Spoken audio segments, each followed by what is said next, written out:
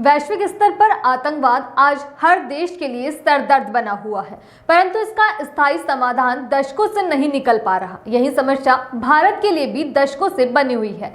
आतंकवाद के खिलाफ पक्ष और विपक्ष एकजुट नजर आया। विपक्ष ने केंद्र सरकार से आतंकियों के सफाये की मांग की। जम्मू कश्मीर के पहलगांव में हुए आतंकी हमले के बाद देश भर में लोगों में गुस्सा देखा जा रहा है। राजनीतिक दलों ने भी एक सुर में आतंकवाद के खिलाफ कड़ी कार्यवाही की मांग की है।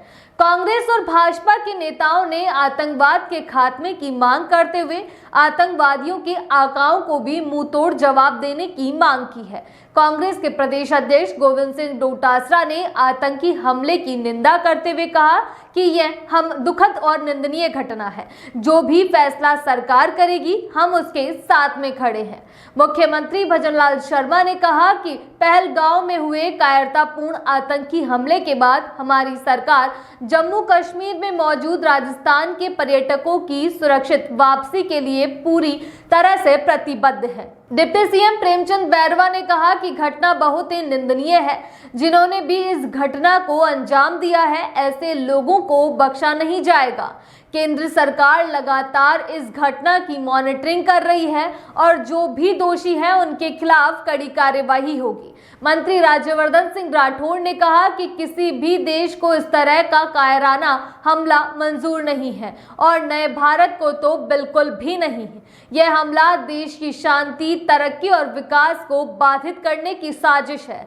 सरकार सोच समझकर ऐसा फैसला करेगी जिससे पूरी दुनिया को संदेश जाएगा कि भारत की ओर आंख उठाकर नहीं देखना चाहिए। मंत्री जोगाराम पटेल ने कहा कि सरकार को पाकिस्तान को करारा जवाब देना चाहिए, क्योंकि लातों के भूत बातों से नहीं मानते। कैबिनेट मंत्री मदन दिलावर ने कहा कि ऐसे लोग बचेंगे नहीं जिन्होंने इस प्रकार का अन्याय किया है, लोगों की हत्याएं की है, बच्चों को भी नहीं छोड़ा गया, उनके आका भी नहीं बच पाएंगे। उन्होंने कहा कि लोगों का धर्म पूछकर उन्हें गोली मार दी गई। ये बहुत ही निंदनीय घटना है। पूर्व मुख्यमंत्री अशोक गहलोत ने कहा कि पहलगांव में हुए आतंकी हमले ने हम सबको अंदर तक झकझोर दिया है।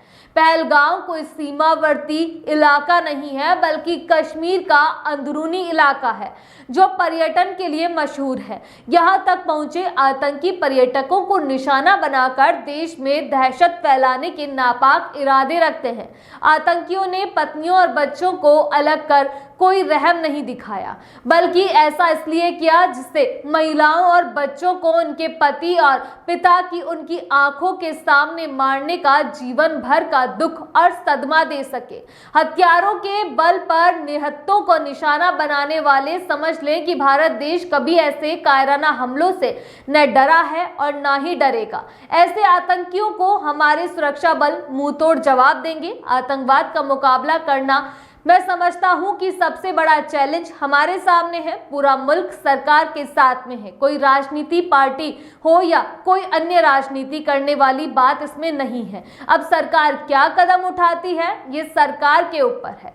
कांग्रेस के प्रदेश अध्यक्ष गोविंद सिंह डोटासरा ने कहा, बर्बरता पर बयानबाजी नहीं, बदला चाहिए। देश की अस्मिता पर क्रूर और कायरतापूर्ण हमला करने वाले दरिंदों को जड़ मूल से सफाया होना चाहिए।